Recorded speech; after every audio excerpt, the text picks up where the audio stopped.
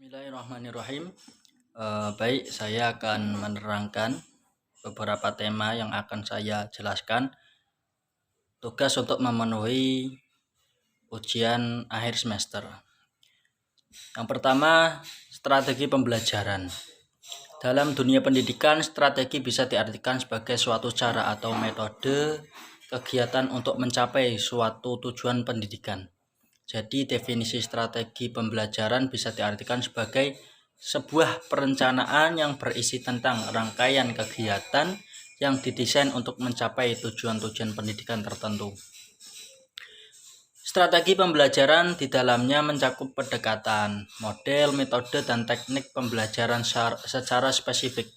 Strategi pembelajaran memiliki beberapa kegunaan dan manfaat yang diantaranya adalah siswa terlayani kebutuhannya mengenai belajar cara berpikir dengan lebih baik.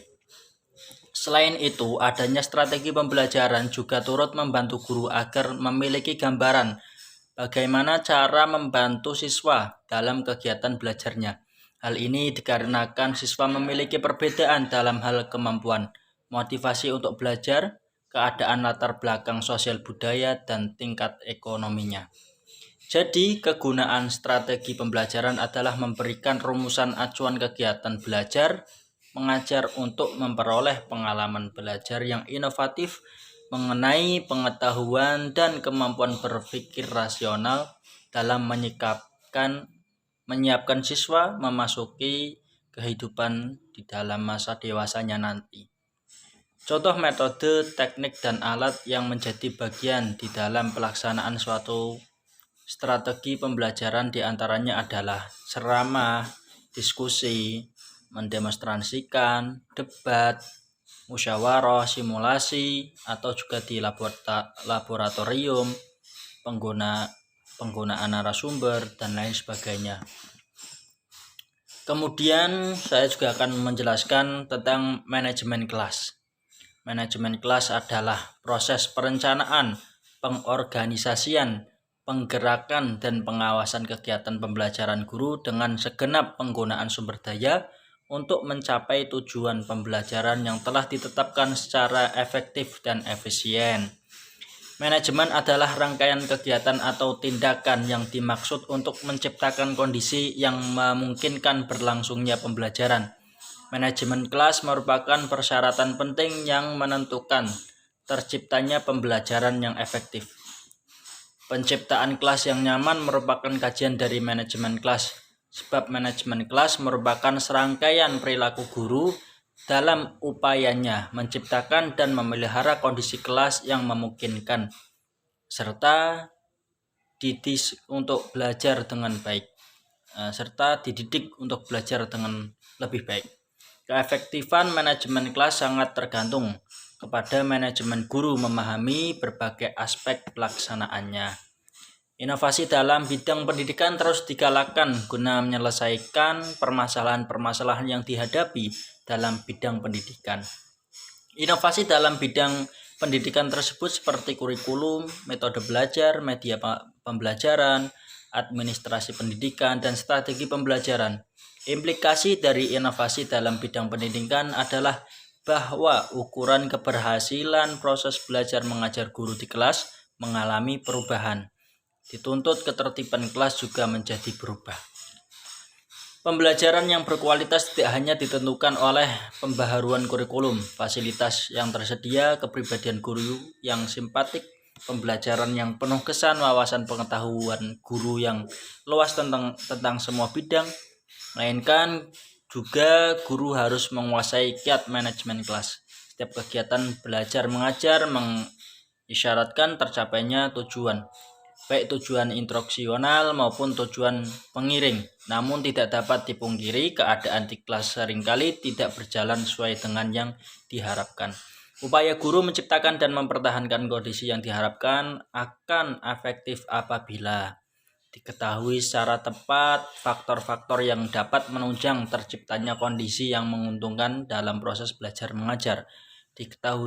Diketahuinya masalah-masalah yang diperkirakan dan yang mungkin tumbuh yang dapat merusak iklim belajar mengajar, dan faktor lain yaitu dikuasai berbagai pendekatan dalam manajemen kelas dan diketahui pula kapan dan untuk masalah mana suatu pendekatan digunakan.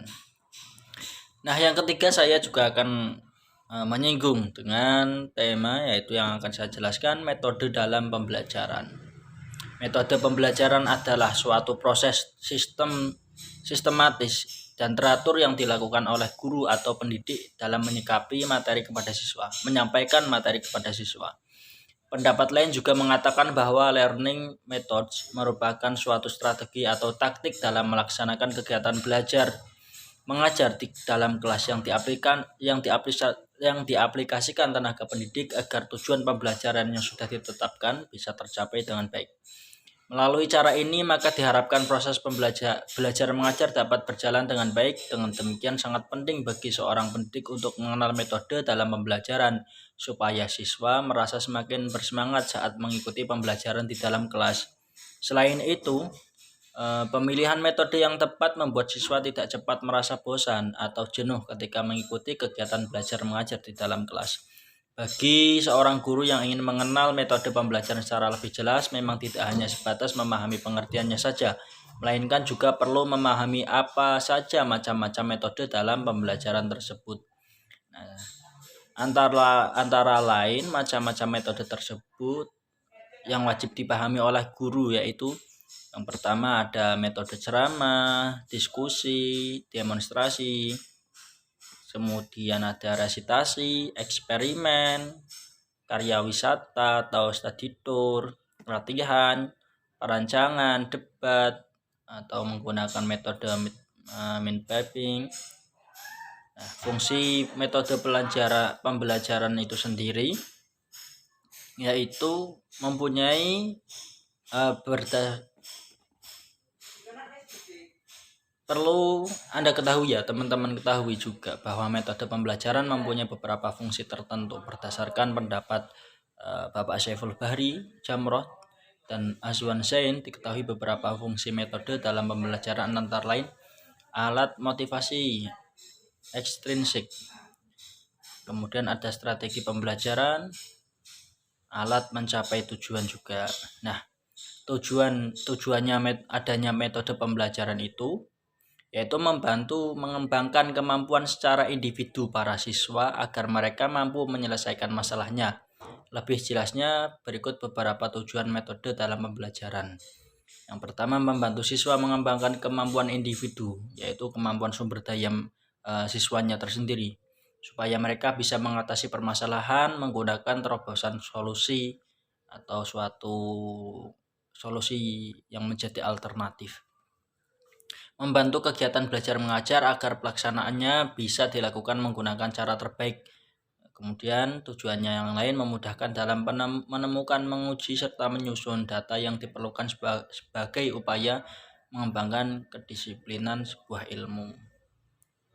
Mungkin juga yang terakhir, dunia pendidikan memang tidak bisa terlepas dari model pembelajaran yang berbeda di masing-masing tingkat pendidikan. Dalam sebuah proses belajar memang tidak hanya sekedar proses memberikan pelajaran saja, melainkan juga melibatkan metode pembelajaran yang digunakan oleh guru untuk mentransfer ilmu kepada siswa-siswanya. Mungkin hanya sekian yang dapat saya jabarkan, kurang lebihnya terima kasih.